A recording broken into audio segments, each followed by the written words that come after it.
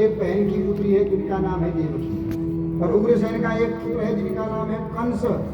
कशी हिंसायाम धातु से कंस बनता है, शब्द बनता है जो सदा हिंसा ही पापी करने में रहता है। तो कहते हैं कंस जब बड़ा हुआ तो सर्वत्र अधर्म करने लगा। अपने पिता को ही कारागार में, जब पिता ने कहा बेटा ये अधर्म है, तो उग्रसेन को ही कारागार में डाल करके खुद राजगद्दी पर बैठ गया और अपना चलाने लगा सर्वत्र।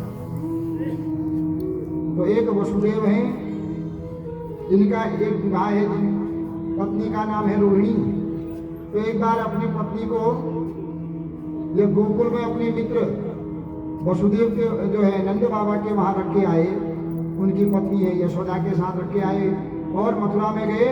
तो मथुरा में इनका दूसरा विवाह देवकी के साथ हो गया। और जैसे ही विवाह होने लगा, कंस ने विवाह कन्यादान किया, बारात जाने लगी तो कंस विचार करता है आज मेरी बहन जा रही है, मैं सबके सामने बदनाम हूँ कि कंस कठोर है, तो आज जोर से रोता हूँ, अपनी बहन को विदा करता हूँ। सब समझेंगे कि कंस नारियल का जैसा है, बाहर से कठोर अंदर से बड़ा मुलायम है। तो बहन को जो है पकड़ के रोने लगा, बहन तू चले जाएगी, अब मेरी बहन कौन है, बहन मैं तेरे बिना कैसे रहूंगा। रथ पर बैठाया, खूब जोर जोर से रोने लगा। सब जनता कहते रहे कंस तो बड़ा जो है अंदर से मुलायम है, बाहर से व्यवहार इसका कड़क है पर अंदर से मुलायम है। तो आकाशवाणी हो गई कि इसकी पोल खोलनी पड़ेगी। तो आकाशवाणी ने कह दिया अस्यास्पाम अष्टमो गर्भः हनिष्ये अबुदम बुधः। हे अबुध, हे मूर्ख, जिसके विवाह में तू रो रहा है विदाई में, इसी का 8वां लाल जो गर्भ होगा तेरा काल होगा। तू रो रहा है, इसी की 8वीं संतान तेरी काल होगी। जब यह कहा तो रथ में बैठाई हुई बहन के बाल खींच करके नीचे पटक दिया, तलवार निकाल दी, अगर इसी को काट दूंगा तो किसके पुत्र कहाँ होंगे। मारने के लिए तैयार हुआ तो वसुदेव जी कहने लगे भैया देखो यह संसार है, मरना सबने है, लेकिन ऐसे कर्म करके मरना चाहिए कि आगे वाली पीढ़ी याद करें। ऐसे कर्म नहीं करें कि आगे वाले को भी जो है तुम्हारी संतान पर भी कलंक लग जाएगा। एक तो यह तुम्हारी बहन है, दूसरी ही नई नवेली दुल्हन है, और तुम इनको मारोगे, तुम्हारी मृत्यु तो आज नहीं तो कल अवश्य होगी, पर ऐसा कलंक लगेगा तो तुम्हारे नाती पोधों पर कलंक लगाएगा। इसलिए इसको मत मारो, मैं तुम्हें वचन देता हूँ, इससे थोड़ी डर है, इसके पुत्रों से डर है, मैं उन्हें तुमको दे दूंगी। तो दोनों को कारागार में डाल दिया। एक पुत्र हुआ तो वसुदेव जी पुत्र को ले गए, तो उस पुत्र को देख करके कंस को लगा कि ये तो पहला पुत्र, इससे थोड़ी मरूंगा। कहा इसको ले जाओ 8वां लाना। नारद जी आ गए, भैया ये क्या देख रहा हूं मैं, अरे वसुदेव जी का पहला पुत्र हुआ है, इससे थोड़ी मेरी मृत्यु है, मेरी मृत्यु तो 8वें पुत्र से है।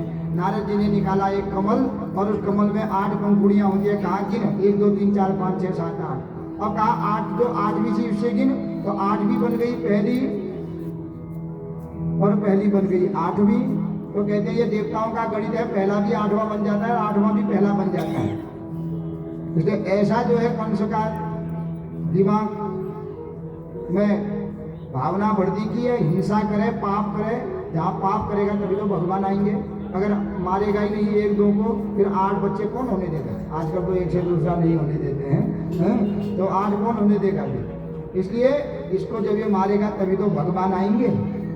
तो कंस के पहले को मार दिया, दूसरों को मार दिया, 6 को मार दिया। 7वें में शेषनाग के अवतार बलराम जी चले गए। भगवान विचार करते हैं कि बलराम जी तो ऐसे क्रोधित हैं, कंस इनको मारेगा तो ये पहले ही कंस को मार देंगे।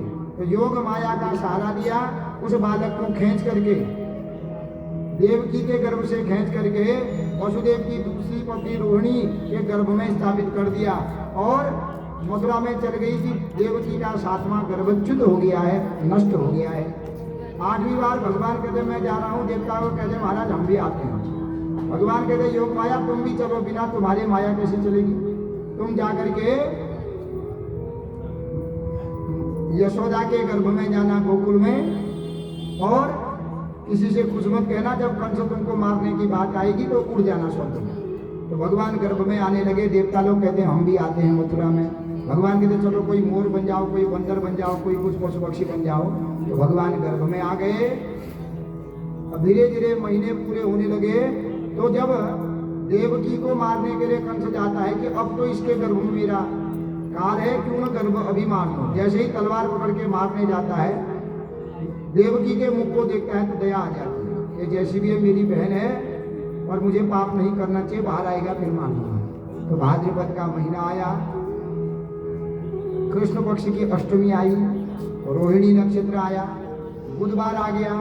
रात्रि के 12 बजे जो अजन्मा भगवान है वह जो है वहाँ प्रकट हो गए हैं। बोलो कृष्ण कन्हैया लाल की जय। तो बालक प्रकट हो गए हैं, पर बालक का स्वरूप कैसा है? सुखदेव जी कहते हैं तम अद्भुतम बालक अंबुजे क्षणम। वो बालक कैसा है? अद्भुत बालक है। क्यों? बालक नग्न होते हैं, ये कपड़े पहन करके पीताम्बर धारण करके आए हैं। बालक 2 हाथ वाले होते हैं, ये 4 हाथ वाले हैं। और बालक रोते रोते पैदा हुए हैं या हंसते पैदा हुए। तो माता कहती है तुम कौन हो? भगवान कहते हैं मैं तुम्हारा पुत्र बन के आया हूँ। अरे आप पुत्र कहाँ, आप तो पिता हो। भगवान कहते देखो ज्यादा स्तुति मत करो, अभी स्तुति का समय नहीं है। राम जन्म में मैं रोया था तो सारा अवध आ गया, देवता लोग भी आ गए। तो अगर यहाँ रहूंगा तो और तो कोई आवे ना आवे, कंस आएगा और क्या होगा कि यहाँ लीला समाप्त हो जाए। इसलिए कुछ मत कहो, मुझे उठा करके गोकुल में जाओ, नंद बाबा के घर में कन्या का जन्म हो रहा है, उस कन्या को दे करके आना, किसी से कुछ मत कहना। तो माता कहती है पहले बालक तो बनो, आप तो पिता बन के आए हो, कैसे उठाओ? तो माता पुनि बोली सोमति डोली